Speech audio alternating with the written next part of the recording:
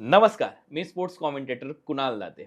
अविनाश दादा कदम मित्र समूहाच्या वतीने सातारा डिस्ट्रिक्ट प्रीमियर लीग अर्थातच मंत्री शिवेंद्र सिंह राजे चषकाचं आयोजन साताऱ्यात करण्यात आलेलं आहे. 22 तारखेपासून 27 तारखेपर्यंत ही क्रिकेटची स्पर्धा छत्रपती शाहू क्रीडा संकुल सातारा येथे रंगते आणि या स्पर्धेच्या माध्यमातून स्टुडिओ राईट स्पॉट सातारा यांच्या वतीने आपण एका पॉडकास्टचं आयोजन केलेलं आहे.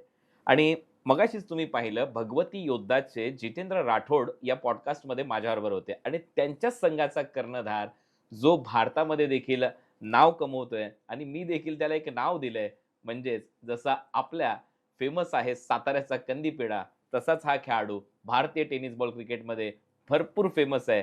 नाव त्याचं भूषण गोळे. नमस्कार नमस्कार सर. भूषण. या राईट स्पॉट स्टुडिओ आयोजित पॉडकास्टमध्ये तुझं सहर्ष स्वागत. आणि जी स्पर्धा आपण सध्या पाहतोय ती आता अंतिम टप्प्यात आलेली आहे, परंतु ही स्पर्धा घेण्यामागचा सगळ्यात महत्वाची गोष्ट म्हणजे उद्देश काय होता? सर ही स्पर्धा ॲक्च्युली खूप कमी वेळात आम्ही प्लॅन केली. त्याच्यामध्ये यश कदमचं खूप मोठं सहभाग आहे आणि लखन गोसावी म्हणा. आम्ही जस्ट एक माझ्या मॅचेससाठी हे सगळे लोक आम्ही चाललो होतो खेड तालुका प्रीमियर लीग खेळण्यासाठी. तर तेव्हा तिथं गेल्यावरती यश बोलला, आपण का टुर्नामेंट अशी घेत नाही, आपण आपल्या साताऱ्यात का अशा टुर्नामेंट होत नाहीत. ठीक आहे म्हटलं, आपण करू शकतो आपण असं सगळं नियोजन. आणि मग ते करत असताना असा विचार केला की टुर्नामेंट करतोच आहे, तर भारतातली सगळ्यात मोठी जी प्रीमियर लीग आहे ISPL, त्यांना ॲफिलिएटेड करून आपण जर टुर्नामेंट केली तर साताऱ्यामधले जे यंग टॅलेंट आहे किंवा साताऱ्यामधले जे प्लेयर्स जे चांगलं खेळतात त्यांनासुद्धा एक प्लॅटफॉर्म तयार होईल आणि त्याच्यामध्ये नवीन नवीन प्लेयर्स ISPLसाठी येतील. माझ्यासोबत जे आम्ही प्रत्येक वेळी खेळत असतो साताऱ्याला रिप्रेझेंट करत असतो बाहेर, त्या लोकांना पण ISPL सारख्या प्लॅटफॉर्मवर जाण्याची संधी मिळेल. हा सर्वात मोठा उद्देश होता. ISPLचा उल्लेख तुम्ही केला. ISPL सध्या तुम्ही गाजवताय. अनेक असे खेळाडू आहेत भारतातले. त्यांना एक वेगळं नाव ISPL म्हणजेच इंडियन स्ट्रीट प्रीमियर लीगच्या माध्यमातून मिळालं आहे. वाटतंय भविष्यात साताऱ्यातले असे या स्पर्धेच्या माध्यमातून हे टॅलेंट पुढे येईल. भूषण गोळेनंतर साताऱ्यातून आणखीन एक नाव ISPLच्या धर्तीवर आपल्याला पाहायला मिळू शकतं. नक्कीच सर, साताऱ्यामध्ये भरपूर टॅलेंट आहे. साताऱ्यातले प्रत्येक तालुक्यातून म्हटलं तरी एक चांगली टीम तयार होऊ शकते, जी ओपनला खेळू शकते, तालुका वाईज टुर्नामेंटला खेळू शकते आणि प्रत्येक ठिकाणी प्रत्येक टुर्नामेंटला साताऱ्यातल्या कमीत कमी 4 ते 5 टीम्स खेळत असतात. साताऱ्यातून, कराडमधून, फलटणमधून, वाई भागातून प्रत्येक तालुक्याची टीम आहे. त्याच्यामुळं टॅलेंटची कमी नाही साताऱ्यामध्ये. साताऱ्यातून नवीन नवीन खेळाडू वरती यावेत, ओपन क्रिकेट खेळावं आणि जे लिमिटेड एडिशनचं क्रिकेट आहे ते थोडंसं साईडला ठेवून ओपन क्रिकेटमध्ये आपला परफॉर्म करून आपण तिथं नाव केलं तर साताऱ्याचं नाव नक्कीच मोठं होईल. आता कुठलीही स्पर्धा आयोजित करत असताना सगळ्यात महत्त्वाची गोष्ट असते, ती मात्र फंडिंग. आणि सगळ्यात महत्त्वाचा मुद्दा तोच असतो. फायनान्शियल कंडिशन आपली कशी आहे, त्यानुसार आपण स्पर्धा आणि स्पर्धेचं स्वरूप त्यानुसार ठरतं. ज्यावेळेला तुम्ही हा कॉन्सेप्ट समोर आणला, आपल्या साताऱ्याच्या जिल्ह्यामध्ये एक मोठी स्पर्धा भरवण्याचा तुमचा उद्देश सगळे मित्र एकत्रित आल्यानंतर ज्यावेळेला तुम्ही ठरवलं, की ही स्पर्धा आपल्याला करायची आहे, त्यावेळेला अविनाश काका कदम आणि त्यातल्या त्यात मंत्री शिवेंद्रसिंह राजे हा जो एक महत्त्वाचा भाग आहे या स्पर्धेबरोबर जोडलेले, यांच्याबरोबर तुम्ही कसं जमवून घेतलं आणि आज या ज्या पद्धतीने तुम्ही हा संपूर्ण क्रिकेटचा तामझाम उभा केला, याच्यामागे काय-काय गोष्टी तुम्हाला कराव्या लागल्या? सर खरं सांगायचं झालं तर याच्यामध्ये आमचा खूप कमी रोल आहे. माझा, यशचा किंवा लखनचा, आम्ही जे कोण ऑर्गनायझर्स आहोत सगळे टीमचा आमचा खूप कमी रोल आहे. मेन रोल अविनाश काका कदम यांचा आहे. आम्ही ऑर्गनाइज करणार आहोत, आम्ही टुर्नामेंट घेतोय, आम्ही असं-असं बक्षीस अनाउन्स करणार आहे. त्यांना फक्त आम्ही कानावर घातलं, की "काका असं-असं आम्ही करतोय." काका म्हटले, "संध्याकाळी ऑफिसवरती या, आपण बसूयात." अर्ध्या तासामध्ये काकांनी आम्हाला पूर्ण नियोजन सांगितलं. तुमचा खर्च किती मला दाखवा, काय-काय करणार आहेत दाखवा. त्याचं प्रेझेंटेशन कसं कराल तुम्ही, जर एखादा नवीन स्पॉन्सर्स असेल तर त्याला काय सांगणार आहात तुम्ही, कसं दाखवणार आहात. आणि याच्यामध्ये यशचा खूप मोठा सहभाग आहे, कारण की प्रत्येक गोष्टी, बारीक-बारीक गोष्टींवरती यशने खूप लक्ष दिलं आणि त्या गोष्टी आम्हाला प्रेझेंट करायला खूप इझी गेला. त्याच्यामुळे स्पॉन्सर्स आणि सगळ्यात महत्त्वाची सांगायची गोष्ट म्हणजे 16 टीम्सचं आमचं फायनल झालं. टीम्सची एन्क्वायरी आम्हाला 40 टीमचे ओनरनी कॉल केले, की आम्हाला संधी द्या या टुर्नामेंटला खेळण्यासाठी. जसं 70-70च्या टुर्नामेंट्स होतात, ग्रामीण बिग बॅश सारखे टुर्नामेंट होते. त्या टुर्नामेंट्सला जसं क्वालिफायिंगचे मॅचेस अगोदर घेतले जातात. त्या पद्धतीनंच माझ्या मते पुढच्या वर्षी आम्हाला करायला लागणार आहे. कारण की एवढ्या एन्क्वायरीज आल्या, आणि ह्या वर्षीचं आयोजन सगळ्यांनी बघितलं. जेव्हा फॉर्म अनाउन्स झाले, की या तारखेला लिंक आम्ही ओपन करतोय. माझ्या मते मी आटपाडीला मॅचला चाललो होतो. साताऱ्यातून जेव्हा ड्रायव्हिंग सुरुवात केली, आटपाडीला पोहोचेपर्यंत मला कमीत कमी 120 ते 130 कॉल आले होते. माझ्याबरोबर असणारे प्लेयर्स वैतागले. त्यांचं पाठ झालं मी काय सांगतोय, काय नाही, की टुर्नामेंट्स कसे असणार आहे, प्लेयर किती करणार आहे आपण, अंडर 19चा प्लेयर का घेतलाय, 40 प्लसचा प्लेयर का घेतलाय, हे सगळं सांगताना त्यांनी पूर्ण पाठ करून टाकलं. मला शेवटचा कॉल मी जेव्हा मॅच स्टार्ट व्हायच्या अगोदर रिसीव्ह केला, माझ्याबरोबर सगळेजण बोलायला लागले. आता त्याच मुद्द्यावर मी येणार होतो. अंडर 19चा प्लेयर तुम्ही का घेतला या लीगमध्ये आणि 40 प्लसचा खेळाडू का? कारण 40 प्लसचं क्रिकेट आपण पाहतो, की पूर्वी YouTube वगैरे प्रसार माध्यमं नव्हती.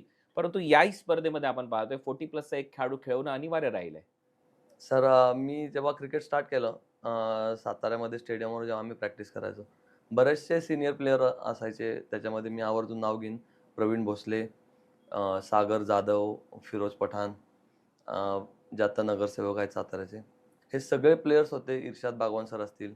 यांच्यासोबत मी क्रिकेट खेळलोय. यांच्यासोबत मी बराचसा वेळ त्यांच्यासोबत घालवलेला आहे क्रिकेटसाठी, प्रॅक्टिससाठी. तर आणि त्यांच्या मॅचेसला जाण्याची तयारी, त्यांची एक्साइटमेंट असायची, की बाबा आता संडे आला, मॅच खेळायची सकाळी. मग आपल्याला इकडं टुर्नामेंट आहे, तिकडं. त्यावेळी YouTube हा विषयच नव्हता काय. YouTubeमध्ये किंवा त्यांना असा चान्स नव्हता, की बाबा एवढ्या मोठ्या प्लॅटफॉर्मवरती आपल्याला खेळायला मिळेल किंवा त्यांनी त्यांच्या काळातलं क्रिकेट खूप गाजवलं, नो डाउट. पण असा प्लॅटफॉर्म जो पूर्णपणे डिजिटल आहे, पूर्णपणे आता YouTubeवर लाईव्ह आहे. त्यांच्या काही इच्छा होत्या त्या पूर्ण व्हाव्यात एवढीच माझी इच्छा, की त्यांनी एवढं क्रिकेट गाजवलंय, त्यांना एक प्लॅटफॉर्म मिळाला पाहिजे होता, फेमस होण्यासाठी किंवा त्यांना त्यांचा गेम दाखवण्यासाठी. म्हणून 40 प्लसचा प्लेयर घेतला. पण अंडर 19साठी जो ISPLचा रूल आहे, अंडर 19चा एक प्लेयर कंपल्सरी तुमच्या टीममध्ये पाहिजेच. तो समोर ठेवूनच मी सांगितलं, की जर आपण ISPL एफिलिएटेड करतो, तर त्यातलेच रूल तुम्ही फॉलो करा. त्यामध्ये जे काही रूल आहेत, त्यामध्ये जो बॉल यूज केला जातो, ते सगळं मी माझ्या पूर्ण कॉन्टॅक्ट्स यूज करून ते इथं मी साताऱ्यामध्ये करण्याचा प्रयत्न केला. वाटतंय भविष्यात एखादा अंडर 19चा खेळाडू ISPLमध्ये खेळेल साताऱ्यातून आणि अशी कुठली नावं तुझ्या डोक्यात येतात सध्या? सर नावं भरपूर आहेत साताऱ्यामध्ये. गौरव मोरे म्हणून एक यंग टॅलेंटेड प्लेयर आहे. निरंजन म्हणून आहे, निरंजन भोसले. आणि बाकी टीम्समध्ये पण आहे. खराडे म्हणून एक प्लेयर आहे, चांगला बॉलर आहे तो पण. तर बरेचसे प्लेयर्स आहेत अंडर 19चे, जे की त्यांचा टॅलेंट पुढं ISPLमध्ये रिप्रेझेंट करतील साताऱ्याला. भारतामध्ये अनेक स्पर्धा होत आहेत आणि आपण छत्रपती शाहू क्रीडा संकुलामध्ये ही क्रिकेटची स्पर्धा घेतोय. आपण पाहिलं प्रेक्षकांसाठी स्टँड आहेत. परंतु मला असं वाटतंय, की मला हे जाणवलं मागच्या 4 दिवसामध्ये, की महिला मोठ्या संख्येने या क्रिकेटची स्पर्धा पाहण्यासाठी येतायत. भविष्यात एक राखीव महिला कक्ष ठेवण्याचा विचार तुमचा या शाहू क्रीडांगणामध्ये आहे का? जेणेकरून हे जे क्रिकेटचं प्रमोशन आणि डेव्हलपमेंट आहे, ते प्रत्येकाच्या घराघरापर्यंत पोहोचावं? नक्कीच सर. महिलांसाठी मी त्यांचे एकतर खूप खूप आभार मानतो. कारण की जेवढ्या काही टुर्नामेंट्स आता सातारापर्यंत झाल्या, त्याला डे 1 पासून एवढा क्राउड मी कधीच बघितला नव्हता. आणि हेच आमची टुर्नामेंट सक्सेसफुल होण्याचं कारण असेल, की प्रेक्षकांनी जो दिलेला प्रतिसाद आहे आणि महिला वर्गाचा जो प्रतिसाद आहे. महिला वर्गासाठी आम्ही फायनल डेला पण आमचा प्लॅन कालच झाला, की एक स्टँड त्यांच्यासाठी सेपरेट ठेवून त्यांना त्या गॅलरीज फक्त तिथं लेडीज बसतील, अशी नियोजन आम्ही करण्याचा 100% प्रयत्न करणार आहोत. आज अनेक मित्र आहेत तुझे, जे मित्र नेहमीच तुझ्या पाठीशी राहिलेत. कधी तुझ्या पडत्या काळात किंवा त्यातल्या त्यात आता क्रिकेटला सुगीचे दिवस आलेत. आज भूषण गोळेचं नाव जगभरात पोहोचलेलं आहे. परंतु ज्या पद्धतीने ही जी वाटचाल होती टेनिस बॉल क्रिकेटच्या दुनियेतली, याच्यामध्ये मित्रांचं किती योगदान राहिलेलं आहे आणि आज या पॉडकास्टच्या माध्यमातून कुठल्या-कुठल्या मित्रांचा उल्लेख करावासा वाटतो, ज्यांनी नेहमीच चांगल्या काळात आणि त्यातल्या त्यात पडत्या काळातही तुला मदत केली? सर मित्र परिवार माझा खूप मोठा आहे. कारण की साताऱ्यामध्ये अ, खूप कमी लोकं अशी असतील, की ती आम्ही एकमेकांना ओळखतो आणि प्रत्येक क्षेत्रामध्ये वेगवेगळे मित्र आहेत.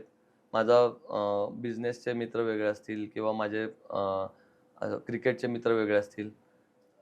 एका मित्राचं कोणाचं नाव घेऊ शकणार नाही सर. जे कोणी मित्र आहेत माझे सगळे, ते मला नेहमीच माझ्या पडत्या काळामध्ये, माझ्या चांगल्या काळामध्ये माझ्यासोबत असतात.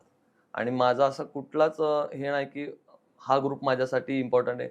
माझ्यासाठी सगळे ग्रुप इम्पॉर्टंट. मी माझा म म्हणजे फॅमिलीला कमी वेळ देईन, पण मित्रांसाठी मी 100% देईन. असा माझा स्वभाव आहे. फॅमिलीच्या बऱ्याचशा शिव्या खातो त्यासाठी मी. ते तो भाग वेगळा. पण मित्रांबरोबर असताना मला एक वेगळी एनर्जी येते. मित्रांसोबत कधी म्हणजे एनी टाईम कुठलंही असू देत. आता यशला पण अनुभव आला असेल किंवा बाकीच्यांना पण अनुभव आला असेल. त्यांचा कॉल आला, मला वेळ आहे, मी येणार 100%. माझा स्वभाव असा नाही की मी आता मला एवढं कंटाळलोय किंवा मी एवढं मॅच खेळवायचं कधीच नाही. मी मित्रांसाठी 100% आहे.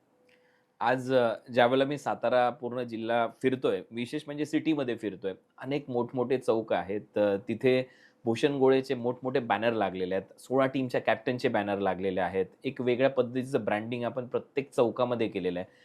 हा जो कॉन्सेप्ट आहे, हा तुमच्या सगळ्या आयोजकांना कसा सुचला? आणि ज्यावेळेला आपण ट्रॅव्हल करतो आपल्याच जिल्ह्यामध्ये, त्यावेळेला अशा पद्धतीने आपला चेहरा असा फ्लेक्सवर दिसतोय, बॅनरवर दिसतोय. त्यावेळेला तुला कसं वाटतं आणि यामागे काय भावना आहेत तुझ्या? सर खूप प्राउड फील होतं. कारण की साताऱ्यामध्ये वाढलो. साताऱ्यात लहानाचा मोठा झालो आणि आज आपले होर्डिंग्ज लागतायत. एका स्पर्धेचा ब्रँड अँबॅसेडर होतोय आणि जेव्हा मी फॅमिलीसोबत जातोय, माझा छोटा मुलगा आहे वीर, त्याच्यासोबत जातोय. तो बॅनरकडे बघून, "डॅडी तुमचा बॅनर, डॅडी तुमचा." खूप प्राउड फील होतं आणि ही संकल्पना याच्यामागे पूर्णपणे अविनाश काका असतील किंवा यश असेल, त्यांनीच पूर्ण प्लॅनिंग केलेलं आहे, की आपलं ब्रँडिंग कुठल्या लेव्हलला झालं पाहिजे. आपली टुर्नामेंट्सला क्राउड कसा येईल किंवा कुठं बॅनर लावल्यावरती कुठला क्राउड आपल्याला कॅप्चर करता येईल. हे सगळं बारीक-बारीक गोष्टी या दोघांनीच केलेल्या आहेत. म्हणजे बाबा मला माहीत पण नव्हतं, की यांनी बॅनर्स केले आहेत किंवा बॅनर लावणार आहेत. आपला जो पूर्ण स्पर्धेचा एडिटर आहे सुयश धनावडे, त्यांनी मला डिझाइन पाठवलं. म्हटलं, "हे कशासाठी?" तर बोलतो, "हे बॅनर लागणार आहेत." तर म्हटलं, "मला इलेक्शनला नाही उभं राहायचं. मी एवढं बॅनर वगैरे लावू नका. मला क्रिकेटवरती फोकस करू देत. मी क्रिकेट खेळायचंय. मला अजून बरीच वर्ष मला क्रिकेटसाठी द्यायची आहेत. साताऱ्याचं नाव अजून मोठं करायचंय." नाही बोलला, "तू ब्रँड अँबॅसेडर आहे, तर तुझे बॅनर हे लागणार आहे सगळीकडे." कॅमेरामॅन इथे फोकस करा. ही जी ट्रॉफी आहे ना, ही आहे सातारा डिस्ट्रिक्ट प्रीमियर लीगची ट्रॉफी. भूषण भगवती योद्धाज आता सेमीफायनलपर्यंत तुमचा संघ जाऊन पोहोचलाय. उदय मेडिकलच्या विरुद्ध सेकंड सेमीफायनलमध्ये उद्या खेळायचं आहे. काय प्लॅनिंग केलंय का ते तर उद्या आपण विचारू. परंतु या ट्रॉफीसाठी तुमचा संघर्ष होणार आहे. वाटतंय ही ट्रॉफी जिंकली जाईल आणि भगवती योद्धाज म्हणजे जे संघ मालक आहेत त्यांच्या घरी ट्रॉफी जाईल? सर ही ट्रॉफी म्हणजे ट्रॉफी चॉईसपासून ट्रॉफी कशी असावी, साताऱ्यामध्ये नवीन काहीतरी आणण्याचा प्रयत्न, याच्यामध्ये खूप माझा हे आहे, त्याच्यामध्ये मोलाचा वाटा म्हणावा लागेल. कारण की अशी ट्रॉफी साताऱ्यामध्ये फर्स्ट टाईमच आहे आणि नक्कीच मी माझ्या टीमसोबत कालपासून आमचे ग्रुपवरती बरंच डिस्कशन झालं. आपण काय केलं पाहिजे? कसं 100% देता येईल? आपल्याला ग्राउंडवरती काय करायचंय? बऱ्याचशा चर्चा झाल्या आणि ही ट्रॉफी आमच्या संघ मालकाला जितेंद्र राठोड जे आहेत, त्यांना कशी मिळवून देता येईल, याचा मी नक्कीच प्रयत्न करेन सर. राईट स्पॉट स्टुडिओ पॉडकास्टमध्ये हा होता भूषण गोळे. आणखीनही काही खेळाडू आणि संघमालक आपल्याबरोबर जोडले जाणार आहेत. तोपर्यंत धन्यवाद.